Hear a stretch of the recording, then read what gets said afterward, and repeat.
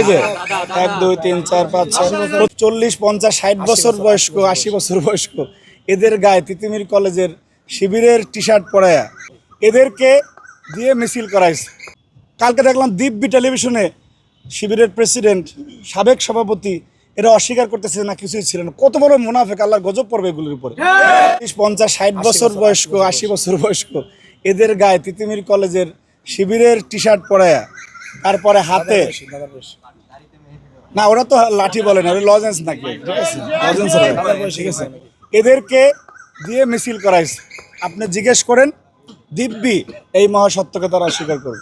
এই যে দেখেন দাদার বয়স, এই যে 1 2 3 4 5 6 প্রত্যেককে এটা শুধু এখান থেকে দেখতে হবে না, যেহেতু আপনারা প্রচার করেছেন, আপনারা দেখেছেন, তো সুতরাং আমরা দেখেছি ঢাকা বিশ্ববিদ্যালয় এরকমের। কারণ একটা বেসিক পার্থক্য আছে, আমাদের নেতাকর্মীরা যারা তারা সবসময় নিজেকে প্রকাশ করার মধ্যে স্বাচ্ছন্দ্য বোধ করে যে আমি অমুক কলেজের এই পদে আছি, এবং সেটাই প্রকৃত রাজনীতি, আমি অমুক শিক্ষা প্রতিষ্ঠানে এই পদে আছি।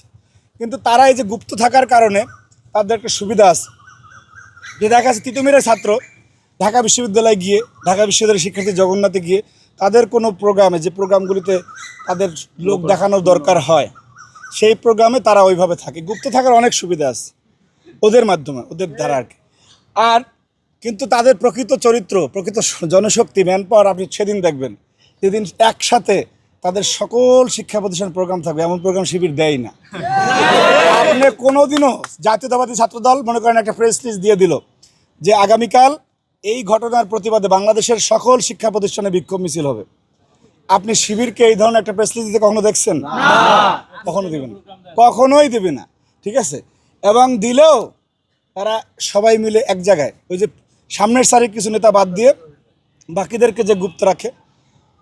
তো যাই হোক, এই যে ভয়াবহ ভাওতাবাজি, এই যে ভয়াবহ প্রতারণা শিক্ষার্থীদের সাথে, ঠিক আছে, যে আপনার গতকালকে ঢাকা বিশ্ববিদ্যালয়ে আমরা দেখেছি, পরশুদিন আপনার কোমলমতি মাদ্রাসা শিক্ষার্থী এক একটা ছেলে 8 বছর 9 বছর 10 বছর, তারা টুপি পরা পাঞ্জাবি, তাদের হাতে জিআই পাইপ ধরা দিচ্ছে। এই ধরনের একটা ছবি যদি ছাত্রদলে আসতো, কি ধরনের কথাবার্তা ছড়াতো। কালকে দেখলাম দিব্যি টেলিভিশনে শিবিরের প্রেসিডেন্ট সাবেক সভাপতি এরা অস্বীকার করতেছে না কিছুই ছিল না। কত বড় মুনাফেক, আল্লাহর গজব পড়বে এগুলোর উপরে, যে প্রকাশ্যে সবার হাতে পাইপ নিয়ে কর্মসূচিতে এসে বসেছিল, তারপরে সেটাকে অস্বীকার করতেছে।